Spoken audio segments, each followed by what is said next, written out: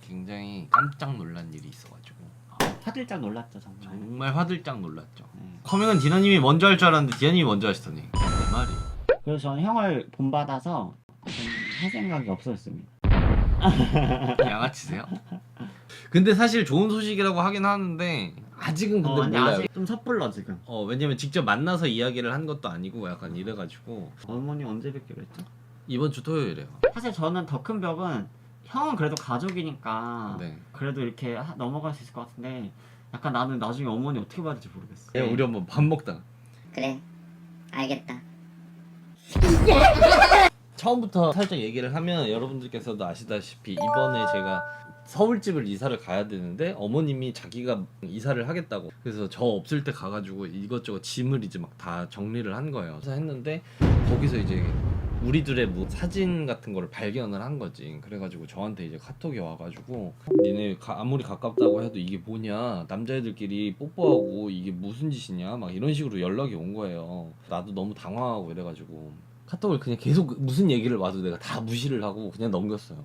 엄마는 계속 문자 폭탄을 계속 보내는 거야 나한테. 내가 죽어야 끝나겠냐부터 시작해서 자살을 하겠다 막 악령이 씌었다는 둥. 왜냐면 저희 어머님이 또 목사님이시기 때문에 이제 또 디너구리 탓도 많이 하신 거예요 엄마가. 욕망한 년이. 정확하게 요망한 년이라고 워딩을 쓴 건 아니었는데 제가 이제 디너구리한테 정신 팔려가지고 지금 네가 인생에서 되게 결혼도 하고 중요할 시기에 얘 때문에 뭐 하는 거냐 지금. 너를 어떻게 키워왔는데 나한테 계속 이제 폭탄을 보내는 거야. 이왕 이렇게 된 거 엄마한테 커밍아웃을 하자 라고 그냥 결심을 하게 됐어요. 해야겠다라고 마음을 먹었는데 이걸 어디서 어떻게 얘기를 해야 될지 모르겠는 거야. 그리고 엄마가 이렇게 자해성, 협박성 문자 폭탄을 보내는 와중에 맞아. 내가 도대체 얘기를 어떻게 꺼내야 되는가. 그래서 이제 누나한테도 사태를 물어봤어. 누나 이걸 어떻게 해야 되는가. 완충제 역할을 누나한테 부탁했는데 누나가 흔쾌히 자기가 해주겠다고. 누나한테 고마운 게 또 디너구리한테도 카톡을 보내놨고. 맞죠. 나 너무 감동이었잖아. 그래서 누나가 문자가 왔더라고요. 네. 구리야 많이 놀랐지? 그럼 구리는 걱정하지 말고 기다리고 있으면 디아랑 나랑 엄마랑 얘기해서 잘 해결하겠다고. 그래서 너무 미안하고 이렇게 또 문자가 온 거예요 저한테. 감사했죠 사실 또. 디너구리한테도 좀 미안하기도 하고 엄마가 또 디너구리 원래 예뻐라 했었거든요. 디너구리가 옆에서 잘 챙기기도 했고 그냥 그거 하나 딱 밝혀진 상황에서 어머니가 나에 대한 생각과 그런 것들이 아예 없어진 버리니까 거기서 조금 당황했죠. 어. 이게 진짜 그렇게까지 변할 수가 있구나. 네. 그래서 누나가 이제 어쨌든 완충제 역할을 한다고 그래서 엄마한테 전화를 했다. 잘 지내? 이랬더니 잘 지내. 근데 요즘에 디아 때문에 속상하다. 이렇게 얘기를 했다는 거야 엄마가. 그래서 누나가 이제 왜 무슨 일인데? 라고 하면 엄마가 사실 뭔가 이상한 것 같다. 것 같다 이런 식으로 얘기가 나오면 사실 엄마 이러면서 얘기를 하려고 그랬는데 우리 엄마가 갑자기 됐어. 너 그냥 한국어만 얘기해. 여기서 끊어버린 거예요. 그래서 누나가 이제 완충제 역할을 할 그게 없이 그냥 전화를 끊어버려가지고 누나도 약간 당황해가지고 이게 내가 생각한 그 레퍼토리가 아닌데? 그래가지고 누나가 일단 얘기를 못했다는 거야. 이걸 직접 가서 얘기를 해야 되나 아니면은 텍스트로 해야 되나 이거에 대해서도 되게 고민을 하고 있던 와중에 이제 성소수자 부모 모임에 제가 상담 신청을 했고 그다음에 전화를 통화를 했거든요. 근데 상담을 진짜 잘해주시더라고요. 자기네들은 웬만하면 텍스트로 먼저 이야기를 하는 걸 추천을 드린대요. 대면을 해서 얘기하면 서로 감정이 북받치고 흥분을 할 수가 있어가지고 안 된다는 거예요. 그리고 부모님도 이거를 받아들일 수 있는 시간이 필요하다. 그렇기 때문에 웬만하면 텍스트로 먼저 얘기를 해라 라고 이렇게 얘기를 해주시더라고요. 알겠습니다. 그러면은 이 편지를 쓸 수 있는 그 가이드라인 같은 게 있냐? 라고 해가지고 이렇게 가이드라인을 받았죠. 그래서 그거를 토대로 편지를 썼어요. 방송 끝나고 밤새 잠도 잘 안 오고 이래가지고 맞아. 내가 편지를 막 이렇게 썼어. 어떻게 이제 읽어주실 수 있나요? 근데 이거 너무 좀 부끄러운데. 편지 너무 잘 썼어. 참고로 말씀을 드리면 저는 엄마만 계시고 그다음에 할머니 손에서 자랐어요. 그다음에 저희 어머님이 목사님이잖아요. 그래가지고 제가 일부러 종교적인 얘기들을 좀 많이 넣었어요. 그때 가이드라인 편지에서 많이 차용을 했습니다. 사랑하는 엄마에게 최근에 나 때문에 많이 놀라고 걱정했지.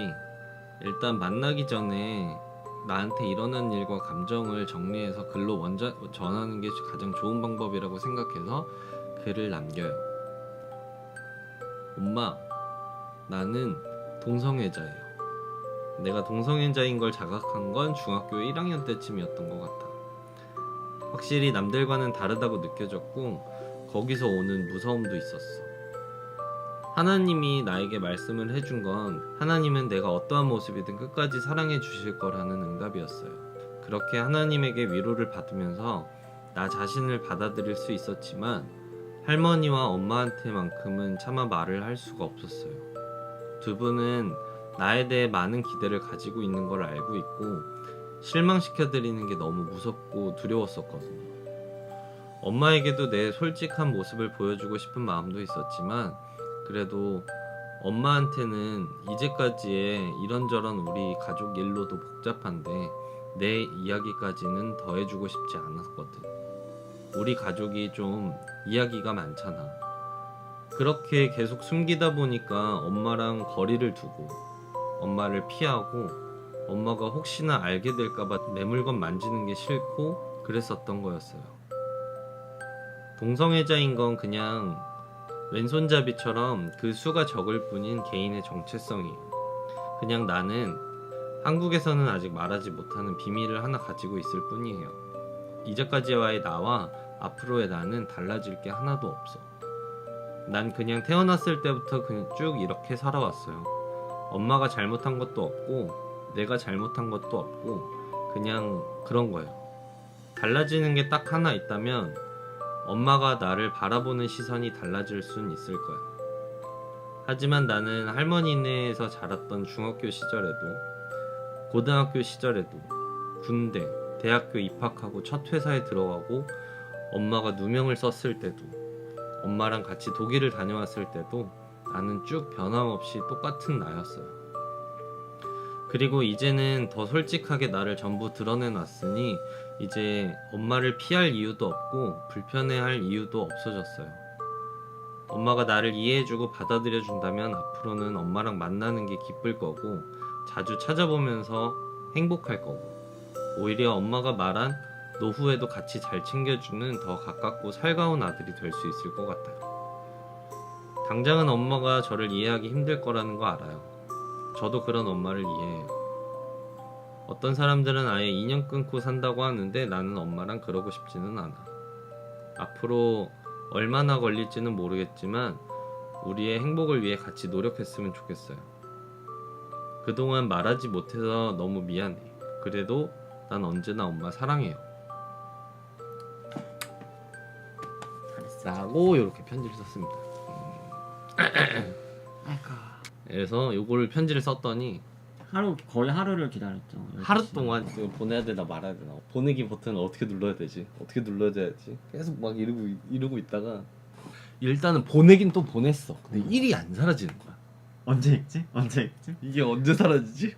이게 마음이 급하니까 시간이 안 가는 거야. 계속 5분 지나고 10분 지나고 막 계속 안 읽어. 그래서 잠깐 화장실을 갔다가 딱 앉았는데 일이 사라진 거야. 일이 사라졌어! 내가 이래가지고 이래서 눈 감고 있었거든요. 한 5분 정도 10분 정도 뒤였는데 우리 엄마가 정말 상상도 못한 답장이 왔어요, 여러분. 우리 엄마가 온 첫 문장이 뭐였는지 알아요? 동성애자면 네가 남자 역할이냐 여자 역할이냐? 이게 첫 문장으로 온 거야.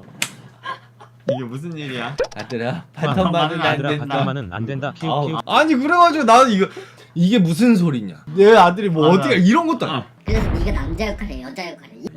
이게 첫 문장으로 온 거예요. 이거는 뭐 남자 역할 여자 역할 이런 건 아니다라는 그런 것들도 나중에 다 더 설명을 한다고 하더라도 내가 남자 역할이야 라고 하고 그럼 제가 형 그러면 내가 뭐가 되냐고 형 그냥 오리라고 하라고 막. 아니 웃긴 게 나도 카메라 나중에 하면 나도 남자 역할이라고 그럴 거야? 네. 엄마가 탑이야. 아무튼 그래가지고 이제 그 뒤에 내가 감동받은 포인트가 엄마가 이번에 집 이사를 자기가 이렇게 해주면서 너에 대해서 온전히 알게 하시려는 하나님의 역사라고 그냥 생각하겠다고 그렇게 얘기를 해주시니까 그게 나는 좀 고맙더라고 엄마한테도. 그러니까 진짜 그냥 온전히 이제 받아들이시는 거지. 조금 근데 그나마 쉽게 엄마가 받아들인 이유 중에 하나가 저희가 어렸을 때 좀 이런저런 일들이 많았었거든요. 저희가 뭐 어렸을 때 부모님 이혼하시고 또 제가 또 할머니 손에서 자라고 시골 학교에서 거의 또 적응 못 해가지고 약간 왕따 당하고 집안 가족 뿔뿔이 흩어 살고 막 아무튼 뭐 되게 복잡한 그런 사정들이 있었어서 그런가 엄마가 그거에 대해서 좀 미안한 마음이 있었거든요. 그래서 그때 어릴 때 네가 고생하고 이래서 이런 일이 생긴 것 같다. 다 그냥 내 잘못이다. 그래서 나는 이제 전혀 힘들지 않다. 이거는 엄마 잘못도 아니고 내 잘못도 아니고 그냥 그런 원래 그냥 그런 거다. 그러고 나서 근데 이거 나 진짜 너무 감동이야 그때. 이제 디너구리와의 관계도 이제 물어보시기 시작한 거예요. 그러면 지금 디너구리랑 같이 살림 차려서 살고 있는 거냐? 그 디너구리 어머니도 아시냐? 근데 그러고 나서 마지막 카톡으로 하나를 물어봤는데 너 하나만 물어보자. 그래서 디너구리랑 살면서 행복하니? 라고 카톡이 왔어. 엄마 나 너무 행복해. 힘든 시기들 많을 때 디너구리가 옆에서 많이 위로도 해주고 혼자가 아니게 해줘서 너무 고마운 아이예요. 그래서 이렇게 보냈거든요. 이렇게 보내고 나서 한참 있다 생각해 보니까 이 질문이 우리 누나 결혼할 때 했던 질문이었어. 우리 누나가 남자친구랑 결혼한다고 했을 때 엄마가 너는 그러면 걔랑 지금 있으면서 되게 행복하니? 라고 했더니 이제 누나가 행복하다고 그랬더니 그럼 됐다고 너가 행복하면 됐다 약간 이랬었거든. 근데 이거를 질문을 나한테도 또 하는 거예요. 어머니가 약간 한 방에 있으셔 진짜 그치? 어? 역시 어머님 영적 지도자 짱만 나오는 거네. 처음에 시작할 때는 악령 타령하면서 막 이게 생각보다 쉽지 않을 수 있겠다. 시간이 많이 오래 걸리겠다. 막상 마지막에는 되게 지금 잘 받아들여주고 이렇게 끝나서 너무 고맙더라고요. 맞다.